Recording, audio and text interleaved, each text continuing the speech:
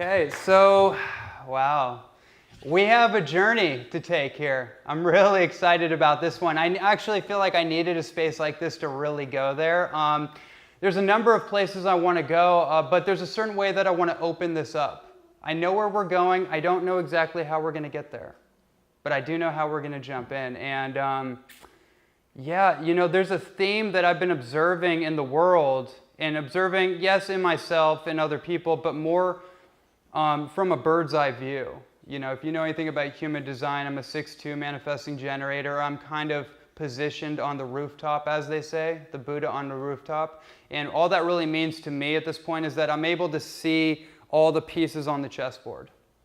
That's kind of how I look at myself as I understand myself and the work that I do as a health and nutrition specialist and personal development and transformation specialist. It's an interesting thing to be able to weave all the pieces together and have the pieces presented to you in a certain way where you're like, wait a minute, that's familiar, but I don't remember seeking that out. But somehow it showed up at the right time. And then the constellation of data points, as I say, like sometimes when you're really in the flow, you're in the zone, you start to see, you no longer have to like read 20 books or watch like 20 YouTube lectures.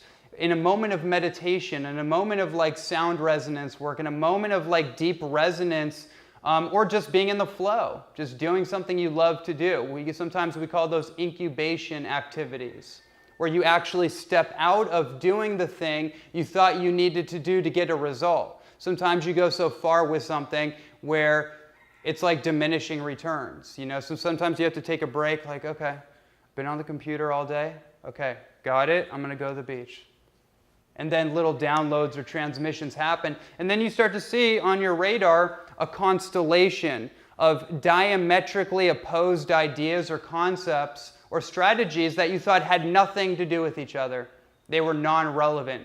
They were dualistic. And then somehow you see how they link up together. Has anyone ever had that experience? That's kind of what we're going to talk about today. That's the umbrella. But the theme that I've been noticing from a bird's eye view is that there are two different trajectories that the human race appears to be on right now.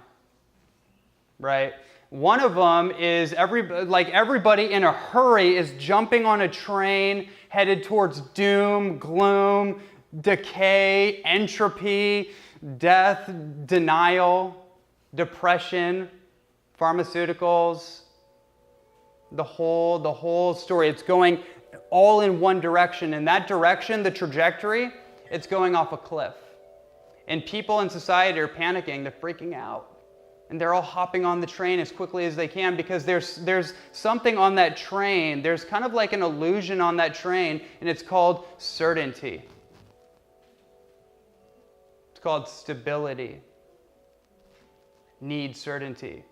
Oh, and they're telling me this is the certain path. If I go on this path, if I get on this train, all my basic needs will be covered.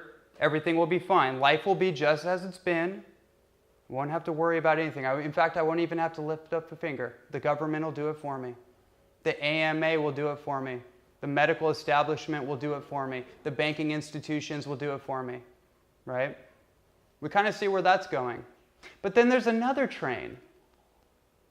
And there's a surprising amount of people that are hopping on that train, and a lot more every single day, which is going towards peace, love, joy, harmony, resonance, collective resonance, entrepreneurship, prosperity, organic, right? And good times and abundance for everybody and all sentient creatures. Culture of death, culture of life. Two very different opposing directions, but somehow they're kind of cascading in the same space. They're going in different directions, but they exist in the same space, right? Interesting thing when I think about that, there's an interesting quote that I pulled out of a book, The Tale of Two Cities. Does anyone remember that book? Charles Dickens, right? When you open the book, what's the quote when you open the book? Does anyone remember? It was the best. At times it was the worst. It was the best of times. It was the worst of times at all times. So this is nothing new, right? It's just been repackaged in the 21st century. I started to, as I played with that idea, I started to think about this other idea of imaginal cells. Anyone heard that term, imaginal cells? So this idea of the caterpillar, right, and the metamorphic process that takes place. From a caterpillar evolving into a butterfly, right? Has anyone actually studied that whole process to see how that happens? It's fascinating, right? The biology of it, where basically this caterpillar is this like organism that roams around, eats 300 times its body weight, basically is just like whatever, it's a consuming organism, right?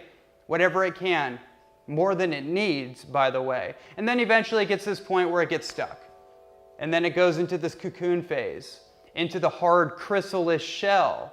What's interesting when you study the science of it, the chrysalis is this hard shell that dissolves the phenotype or the structure of the caterpillar. So the caterpillar dissolves into this like goopy material. And so you think, oh, well, that's too bad for the caterpillar. It's gone. It's decayed. It's dead. It's done, right? Interesting, though. Something is born out of that. A butterfly. And when you study the biology of it, you can study Bruce Lipton, talks a lot about this. Many other people are talking about this too. Imaginal cells. There actually are cells that are programmed for evolution.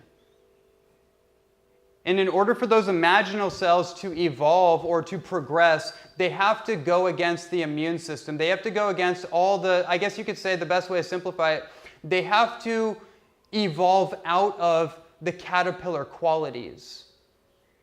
So another way of saying it is that you have cells inside of you that are pre-registered or predestined for evolution and growth. But as long as you're holding on to your caterpillar status, it's like your fate, your destiny is to evolve into a butterfly. But if you still have one foot in the chrysalis, at some point in our lives, we grow the wings, and the wings start flapping harder and harder and harder, and we could go with it. I mean, that's an option, right? On the many board of the universe. That is an option that's available.